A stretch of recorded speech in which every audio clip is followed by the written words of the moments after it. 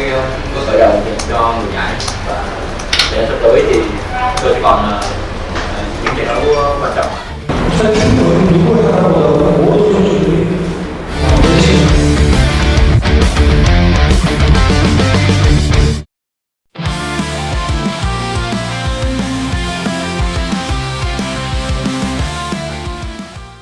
Meski turun dengan skuad yang paling muda di antara peserta yang lain, nyatanya kiprah timnas Indonesia masih menjadi hal yang sangat dinantikan. Jelas, keberhasilan merebut 3 poin pertama atas Myanmar tak menyenangkan para rival timnas Indonesia, termasuk Vietnam. Pasalnya melalui media lokalnya Soha.vn, Vietnam melontarkan ejekan kepada tim asuhan Sintayong. Justru, pujian diberikan untuk tuan rumah Myanmar yang dinilai bermain lebih efektif dengan serangan-serangan sepanjang babak pertama. Sedangkan menurut Soha.vn, timnas Indonesia sampai harus terengah-engah untuk bisa mengalahkan Myanmar di pertandingan ini. Marcelino Ferdinand dan kawan-kawan disebut mengalami banyak kesulitan, meski tetap menunjukkan kualitas sebagai tim yang diunggulkan. Padahal, jelas kita lihat timnas Myanmar seringkali menampilkan sepak bola yang keras dan cenderung tidak suportif. Bahkan Arkan Kakak hingga Marcelino Ferdinand sampai mendapatkan tendangan kungfu. Belum lagi pemain seperti Hoki Caraka yang sengaja ditarik hingga terjatuh. Alhasil skuad Merah Putih pun harus jatuh bangun untuk meladeni permainan keras Myanmar ini. Tak terhitung angin melawan, Garuda tetap mengepak maju. Ya, kita anggap saja ajakan dari media Vietnam Soha merupakan sebuah bentuk kekhawatiran nyata skuad asuhan Kim Sang-sik mengalami kekalahan keempat kalinya secara beruntun di tangan skuad Merah Putih. Karena meski memberi narasi mengejek pada pasukan Sintayong, media Vietnam Soha tetap menganggap kemenangan timnas Indonesia atas Myanmar sebagai ancaman nyata. Bahkan surat perang untuk Vietnam sebagai lawan laga berikutnya. Kekhawatiran ini tentu sangat berdasar karena meski skor akhir menunjukkan hasil tipis, berbagai data statistik memperlihatkan dominasi Indonesia di hampir semua aspek permainan. Pada babak pertama, strategi pressing ketat dan operan-operan pendek yang diterapkan skuad Garuda menghadapi perlawanan berupa serangan balik cepat dan kombinasi solid dari Myanmar.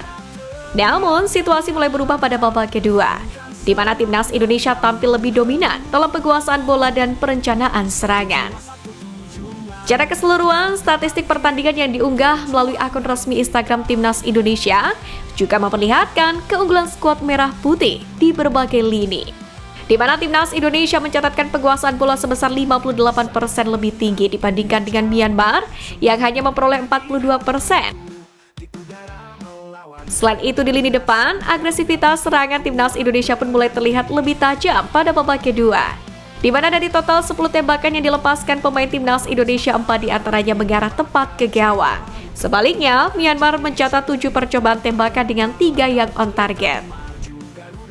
Keunggulan Timnas Indonesia pun juga terlihat dalam sejumlah tendangan penjuru, distribusi bola hingga akurasi umpan.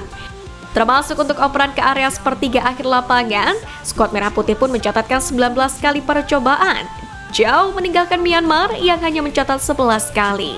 Sementara di area pertahanan lawan, Timnas Indonesia pun juga lebih aktif dengan 104 umpan sukses dibandingkan dengan Myanmar yang mencatatkan 77. Tidak hanya itu, dari sisi pertahanan, skuad Garuda pun juga unggul tipis dalam jumlah tackle dengan skor 21, sementara Myanmar mencatatkan 19 tackle.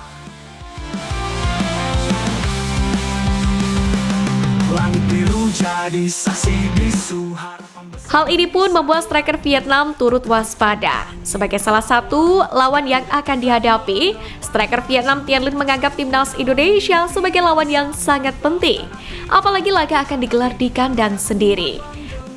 Timnas Vietnam memang baru saja menuntaskan pertandingan pembuka melawan tim tuan rumah Laos pada malam hari Senin. Pada laga ini, tim berjulukan The Golden Star Warriors itu memang memulai dengan baik dengan meraih kemenangan dengan skor akhir 4-1. Meski menang dengan skor meyakinkan, mereka mengakui bahwasanya Laos menunjukkan kemajuan yang jelas dalam gaya permainan mereka. Terbukti dari fakta bahwa di babak pertama mereka tampil cukup baik di kandang sendiri.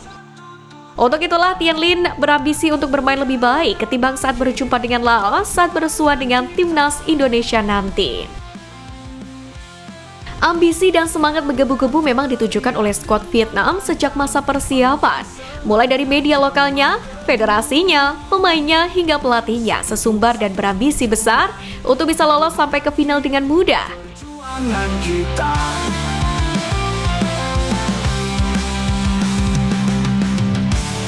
Sementara, sikap tenang coba diperlihatkan oleh pelatih timnas Indonesia Sintayong.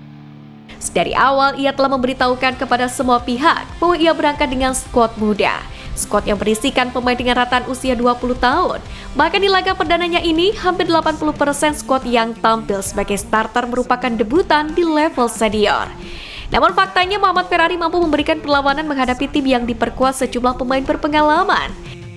Lebih dari itu, timnas Indonesia pun akhirnya memetik kemenangan di laga perdana mereka dengan mengalahkan tuan rumah Myanmar 1-0.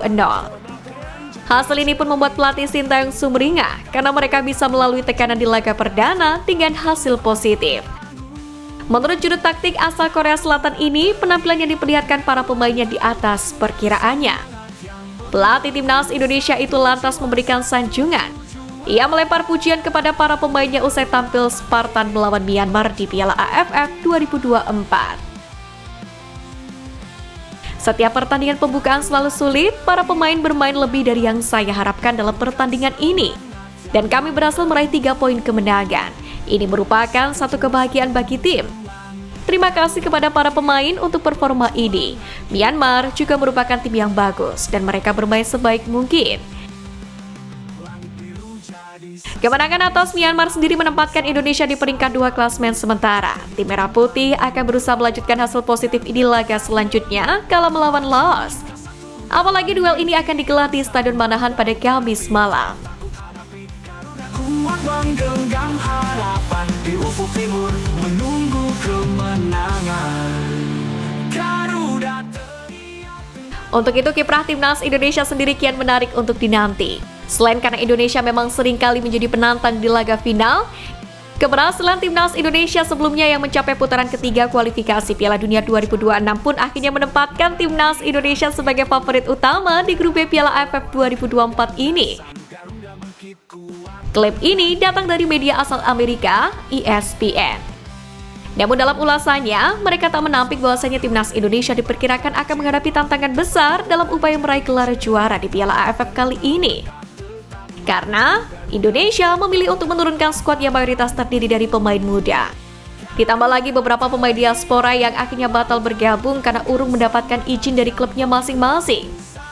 ESPN pun nampak menghormati keputusan Sintayong dan federasi yang lebih memfokuskan perhatian mereka untuk mempersiapkan tim dalam menghadapi SEA Games 2025, yang mana akan berlangsung di Thailand pada bulan Desember 2025.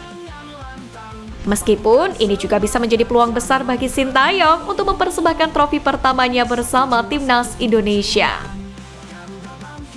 Meski Indonesia saat ini muncul sebagai negara yang paling unggul di Asia Tenggara, fakta bahwa mereka memilih pemain muda serta kehadiran beberapa rival yang haus kemenangan membuat masih belum jelas apakah sekarang adalah waktu yang tepat bagi mereka untuk menjadi juara.